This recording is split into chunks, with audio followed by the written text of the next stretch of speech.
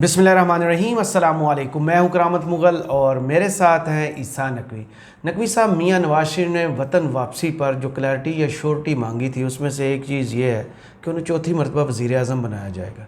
चौथी मरतबा वज़ीर आज़म बनने के लिए तो इलेक्शन का इनकाद ज़रूरी है, तो जनवरी के आखिरी हफ्ते में फिर इलेक्शन हो रहे हैं। देखें करामत मुग़ल साहब, ये वो सवाल है जिसका आप जितना जवाब ढूंढने की कोशिश करते हैं ना, आप मज़ीद कंफ्यूज हो जाते हैं। अब आप सोचें कि लंदन में बैठे हुए मियां नवाज शरीफ वो अपने वो जिस ड्राइंग रूम में की तस्वीरें आती हैं जहाँ पर मुख्तलिफ़ लोगों से मिलते हैं, ड्राई फ्रूट्स अनवा अक़साम के रखे होते हैं, उन्होंने अभी गुज़श्ता 24 घंटों 48 घंटों में मौलाना फजलुर रहमान, शाहिद खाकान अब्बासी के एंड से जो ख़बरें आई हैं, जो उन्होंने गुफ्तगू फरमाई है, उसके अलावा सिकंदर सुल्तान राजा साहब जी, उनके एंड के ऊपर इलेक्शन कमीशन से क्या चल रहा है, और फिर एक बड़ा अजीबो गरीब राब्ता हुआ है सिंध और पंजाब के निगरान वज़राए आला का, जस्टिस रिटायर्ड मकबूल बाकर और मोहसिन नकवी साहब का। इनकी जब तफसील उन्होंने देखी होगी, हल्की हल्की समझ तो उन्हें भी आ गई होगी। मैं हैरान हूँगा कि अगर उन्हें समझ नहीं आई कि मामलात देखें, एक मरतबा आपने क्रॉस कर दिया ना 90 दिन की लिमिट, और उसके लिए जवाज़ बेसिस खुद नून लीग और पीडीएम ने फराहम की थी। पंजाब और खैबर पख्तूनख्वा की असम्बलियाँ जब गुज़श्ता साल जनवरी के मिड में तहलील हो गई तो उसके 3 महीने में इलेक्शंस होने थे। उसके लिए फ़ंड्स का मुख्तलिफ जवाज़ बनाए गए सुप्रीम कोर्ट ऑफ पाकिस्तान को, और उनको जिस तरीके से बता के क्लियर कट 14 मई के इलेक्शन की तारीख का डिसीजन आने के बावजूद उस पर जिन जिन बुनियादों पर अमल दरामद नहीं किया गया, उसकी बुनियाद पर एक प्रेसिडेंस सेट हो गया, एक मिसाल बन गई। मामूल नहीं बना, अगरचे मामूल अब बनने जा रहा है। मिसाल ये बन गई कि ठीक है यार, 90 दिन से आगे निकल जाता है तो क्या है, कौन सा पहाड़ टूट जाएगा, इन्हीं की तो वायलेशन हुई है, हम नहीं मानते हैं इनकी वायलेशन, सिर्फ आइन की वायलेशन है। तो वो बेसिकली आपने जवाज़, तो अब जो जवाज़ है वो शहबाज शरीफ साहब ने भाग भाग के इन सब लोगों ने, उस वक्त नवाज़ शरीफ को सूट भी करता था कि आप ऐलान कर दें नई मरदमशुमारी के तहत इलेक्शंस होंगे और नई हल्का बंदियाँ होंगी। अब हल्कों में इजाफा और वो मामला तो आईनी तरमीम के साथ जुड़ा हुआ है जो पॉसिबल नहीं है। असम्बली मौजूद नहीं है और उसमें 2/3 अक्सरियत तो बिल्कुल भी नहीं थी। सही, जब असम्बली कायम भी थी तब भी नहीं थी। तो नई हल्का बंदियों का नोटिफिकेशन जो है वो अगर तब्दीली होती है, नंबर का इजाफा होता है, वो तो मुमकिन नहीं है। अब इस सूरत हाल में आपने मामला जो है वो इलेक्शन कमीशन के कोर्ट में डाल दिया। इलेक्शन कमीशन ऑफ पाकिस्तान ने 17 अगस्त से 14 दिसंबर का इनिशियली प्लान दिया कि इसमें हम हल्का बंदियाँ कर लेंगे और हल्का बंदियों के बाद हम इलेक्शन शेड्यूल देंगे और फरवरी के मिड में इलेक्शन होगा। बातें ये आ रही थी, ऑफिशियली इसको फरवरी मिड को कंफर्म नहीं किया गया था, लेकिन फिर एक दबाव पड़ा, पीपल्स पार्टी ने कुछ थोड़ा सा माहौल गर्म किया, वो भी गायब है अब। हाँ। उसके बाद जो है वो उन्होंने कहा कि जनाब नहीं, हम 30 नवंबर तक हल्का बंदियों वाला मामला फाइनल कर लेंगे। सही, 30 नवंबर के बाद हम इलेक्शन का शेड्यूल देंगे फौरी तौर पे, और जनवरी के आखिरी हफ्ते में इलेक्शन होंगे। अब ये मामला नवाज शरीफ को सूट करता है। पहले ये था कि उनका अगर 90 दिन में इलेक्शन हो गए तो मैं कब वापस आऊँगा उम्रता बंदियाल के जाने के बाद, कब आके मैं अपने आप से को अदालत से क्लीन चिट दिलवाऊँगा, और फिर कब मैं इलेक्शन का कैंडिडेट बनूंगा, कब मैं कैंपेन करूंगा, कब मैं चौथी मरतबा वज़ीर आज़म बनूंगा। ये सारी चीज़ें कनेक्टेड हैं। तो वो मामला नवाज शरीफ को सूट करता है। लेकिन अगर जनवरी में भी इलेक्शन नहीं होते, देखें इस वक्त मंजरनामा और सूरत हाल ये है कि माँ सिवाय इसके मुझे कोई रीज़न नहीं समझ आता कि इलेक्शन हो जाए, कि आपको इंटरनेशनल लेजिटिमेसी एक फंक्शनल डेमोक्रेसी वाली रिक्वायर्ड है, वो इलेक्शन से जुड़ी हुई है। IMF वाला मामला, अश्योरेंसेस, कुछ ना कुछ मामलात, मीटिंग्स हुई थी, वो इलेक्शन से जुड़ा हुआ है, आगे ट्रांजिशन से जुड़ा हुआ है।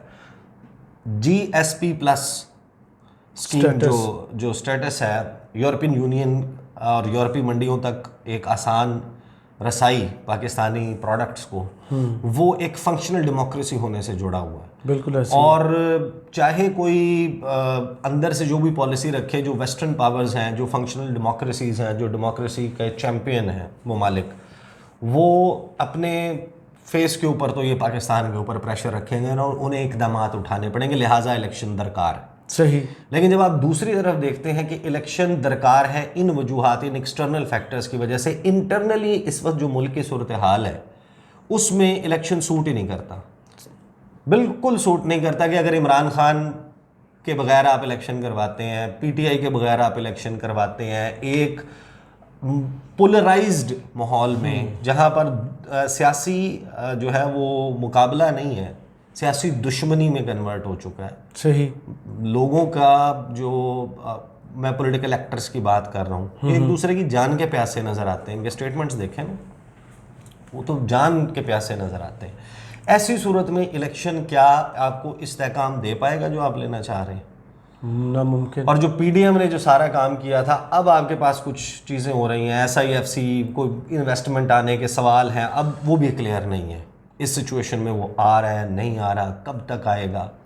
लेकिन जो क्रैकडाउन है ज़ख़ीरा अंदोज़ों के ख़िलाफ़, चीनी ब्लैक करनों के ख़िलाफ़, बिजली गैस चोरी करने वालों के ख़िलाफ़, डॉलर्स का जो माफिया पूरा बना हुआ था, और आपका एक रुपये की जो डिवैल्यूएशन है वो सिर्फ रुकी नहीं, रुपी स्ट्रेंथन किया, मजबूत हुआ है।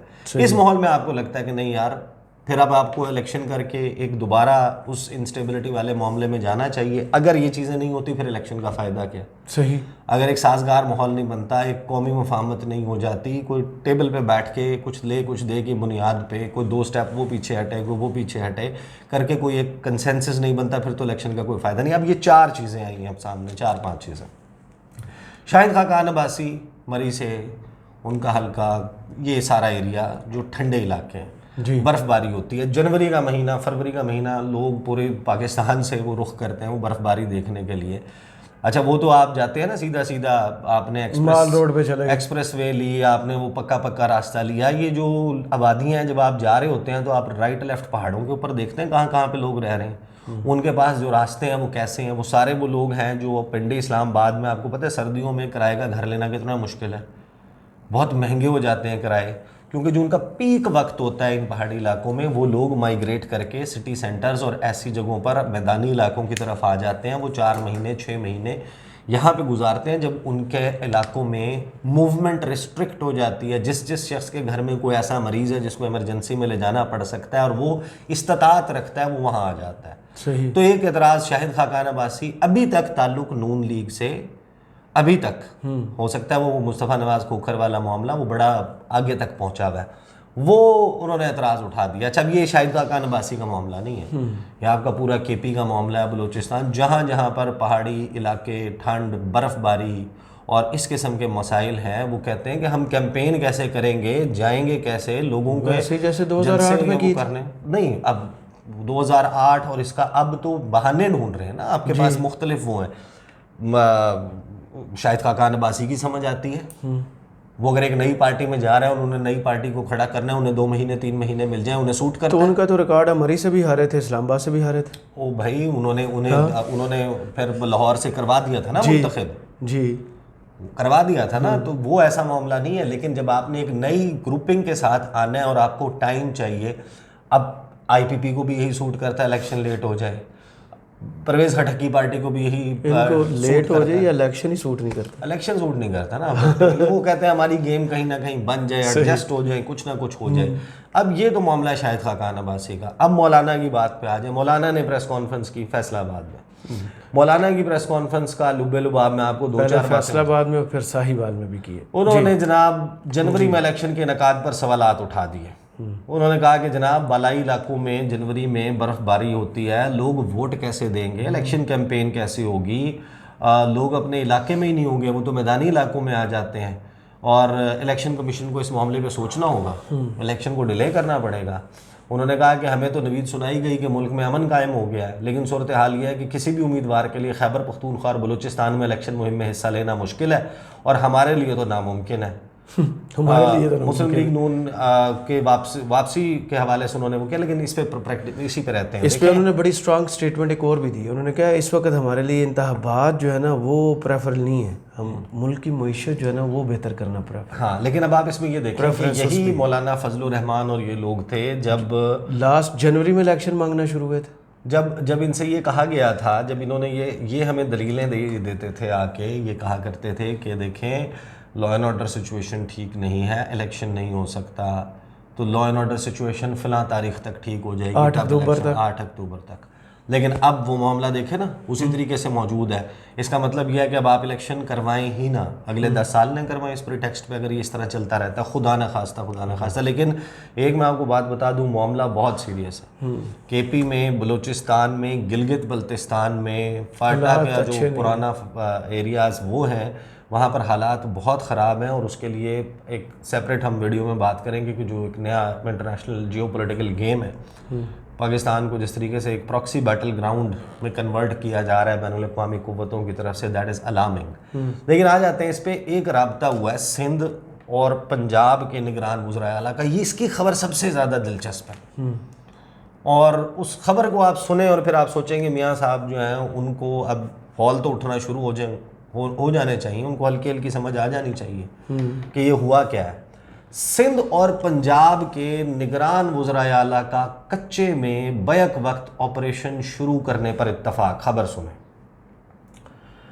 निगरान वज़ीर आला सिंध जस्टिस रिटायर्ड मकबूल बाकर और निगरान वज़ीर आला पंजाब मोहसिन नकवी ने कच्चे के इलाकों में बैक वक्त ऑपरेशन शुरू करने के मामले पर इत्तफाक कर लिया। वज़ीर आला हाउस के तर्जुमान के मुताबिक दोनों रहनुमाओं की मुलाकात में फैसला किया गया कि पंजाब के कच्चे में वहाँ की एजेंसियाँ ऑपरेशन करेंगी, जबकि सिंध में भी उसी वक्त ऑपरेशन शुरू किया जाएगा ताकि कोई डाकू सिंध से पंजाब या पंजाब से सिंध की हदूद में दाखिल ना हो सके। दोनों वज़ीर आला ने फैसला कुन ऑपरेशन पर इत्तफाक करते हुए फैसला किया कि ऑपरेशन में दोनों सूबों की पुलिस और दीगर एजेंसियां एक दूसरे से रिपोर्ट शेयर करेंगी। तर्जुमान के मुताबिक फिर वो गंदम की कीमत वाले मामले पे चले जाते हैं। अब ज़रा टाइम को रिवर्स करें। सुप्रीम कोर्ट ऑफ पाकिस्तान में जाकर जो रिपोर्ट सबमिट की जाती है कि 14 मई को इलेक्शन क्यों नहीं हो सकता, अप्रैल में इलेक्शन क्यों नहीं हो सकता, वो ये कहते हैं कि भाई सिंध में कच्चे और पंजाब में जो कच्चे के इलाके में ऑपरेशन होना है डाकुओं के खिलाफ, वहाँ पर सिक्योरिटी फोर्सेस बिजी हैं। सुप्रीम कोर्ट ऑफ पाकिस्तान कहती है अच्छा कब तक ये ठीक हो जाएगा मामला, वो कहते हैं 8 अक्टूबर 2023 तक ऑपरेशन मुकम्मल हो जाएगा। नफरी जो है वो इलेक्शन की पोस्टिंग के लिए, इलेक्शन की डिप्लॉयमेंट के लिए रेडी होगी। सिक्योरिटी फोर्सेस अभी बिजी हैं। सही।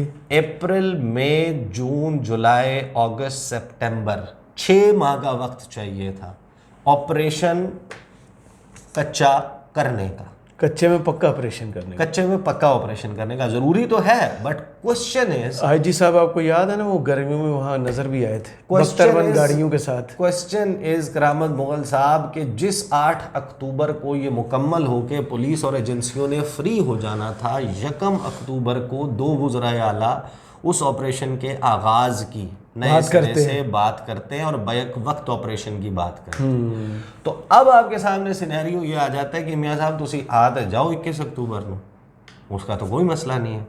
मामला ये है कि इस वक्त लगता नहीं है और कोई भी शख्स इस मामले पे श्योरिटी के साथ नहीं कह सकता कि इलेक्शन जो है वो अब होने जा रहा है। अगर यहाँ पर आपकी फोर्सेस बिजी होंगी, बलूचिस्तान और केपी में लॉ एंड ऑर्डर सिचुएशन, दहशतगर्दी के वाक़यात एक बाकायदा साजिश के तहत पाकिस्तान में सेक्टेरियन वायलेंस को क्रिएट किए जाने के डेलिब्रेट एफर्ट्स, ये तमाम के तमाम इशारा कर रहे हैं कि आगे के हालात बहुत ही नामुसाइद होने वाले हैं। और इस दौरान इलेक्शन कमीशन ऑफ पाकिस्तान ने जो हल्का बंदियों की इब्तदाई रिपोर्ट सामने रखी है, जारी किया, उसके हवाले से जो रिपोर्टर्स कवर करते हैं इलेक्शन कमीशन ऑफ पाकिस्तान को, मैं आपको एक फ़हीम अख्तर मलिक साहब की जो है ना 92 के रिपोर्टर, हाँ, उनकी मैं आपको ट्वीट सुना देता हूँ और फिर मैं आपको याद दिलाऊंगा कि इस हवाले से पीपल्स पार्टी के सेक्रेटरी इतलात फैसल करीम कुंडी साहब मेरे शो में मौजूद थे। उन्होंने क्या फरमाया था तो आपको अंदाज़ा हो जाएगा कि फिर अब इसका मतलब ये कि ये प्री टेक्स्ट है और कहाँ मामला जाएगा। एक तरफ आपका लॉ एंड ऑर्डर सिचुएशन और वो माली मामला आ गए, दूसरी तरफ आपने मौलाना फजलुर रहमान और शाहिद खाकान अब्बासी को सुन लिया, तीसरा मामला इलेक्शन कमीशन के एंड का, और ये सारा मियाँ साहब के लिए। वो कहते हैं, फ़हीम अख्तर ने ट्वीट किया कि इलेक्शन कमीशन ने अच्छी भली हल्का बंदियों की ऐसी की तैसी फेर दी, बिलखुसूस पंजाब में, और इतनी छेड़छाड़ कर दी है कि इसको निपटाने में बहुत वक्त लगेगा और ये कैंची से की जाने वाली हल्का बंदियाँ इंतखाबात की ताख़ीर की बड़ी वजह बनेंगी। अदालतों से स्टे हो सकेगा, एतराज़ात तारीख़ी दायर होंगे, बड़ा नंबर ऑफ आपका जो है ना ऑब्जेक्शन आएगा। अगर उनको निपटा दिया गया तो भी पोलिंग स्कीम बनाते वक्त रिटर्निंग अफसरान की चीखें निकलेंगी। पोलिंग अमला और वोटर्स परेशान होंगे, बिलखुसूस नई हल्का बंदियों के तहत वोटर लिस्टें और पोलिंग स्टेशंस ढूंढना इशू होगा। मकसद वाज़ेह है, इलेक्शन ताख़ीर का शिकार, और अगर हुए तो टर्नआउट कम रहेगा और तहरीक इंसाफ को आउट किया जा सकेगा। खेल सुना था, अब खिलवाड़ देखें।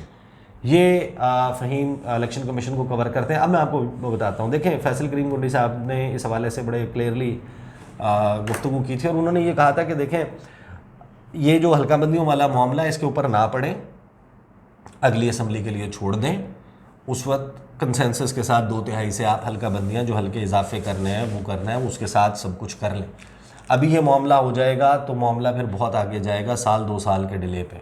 मैं उनसे पूछा, ये 1-2 साल की आप क्या बात कर रहे हैं? वो कहते हैं कि देखें, आपका क्या ख्याल है कि ये अब आ जाएगा, एतराज़ात कुछ लोग उठाएंगे, कुछ के माने जाएंगे, कुछ के नहीं, हतमी हल्का बंदियाँ जो उसका ऐलान कर देगा इलेक्शन कमीशन।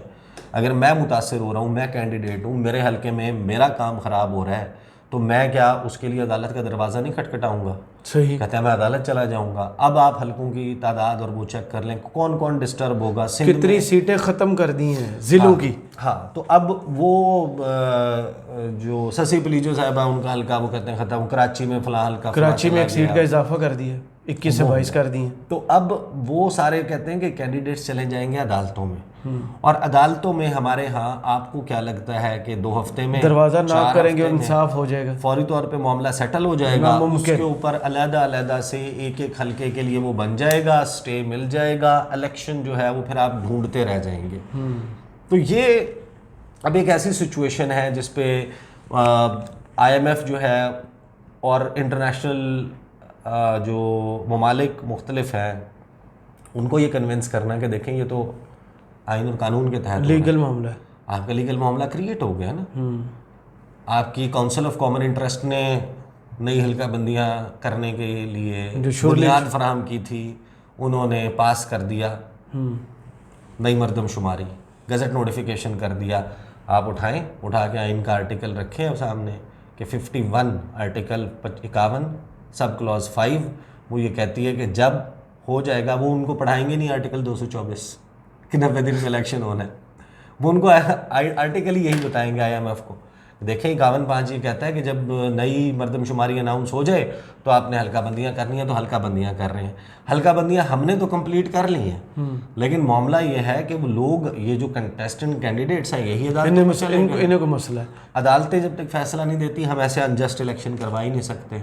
आर्टिकल 218, 219, 220 जो है, जो इलेक्शन कमीशन की जिम्मेदारियों को वज़ा करता है कि उन्होंने फ्री फेयर इलेक्शन कैसे कंडक्ट करवाने हैं, उस सारे मामले का ताल्लुक जो है ना वो इस सारे प्रोसेस से है। उसका ताल्लुक अदालत से, अदालत का ताल्लुक हल्का बंदियों से है, इलेक्शन कमीशन से, इलेक्शन कमीशन की हल्का बंदियों का ताल्लुक काउंसिल ऑफ कॉमन इंटरेस्ट से, और काउंसिल ऑफ कॉमन इंटरेस्ट इन्हीं पॉलिटिकल स्टेक होल्डर्स की है जो वहाँ पर बैठे हुए थे। इन्होंने ये इलेक्शन लड़ना, इन्होंने ये फैसला कर लिया था। तो अब घुमा फिरा के बात ये बन रही है कि इलेक्शन के हवाले से फिल वक्त as we speak right now 2 October 2023 there is no clarity.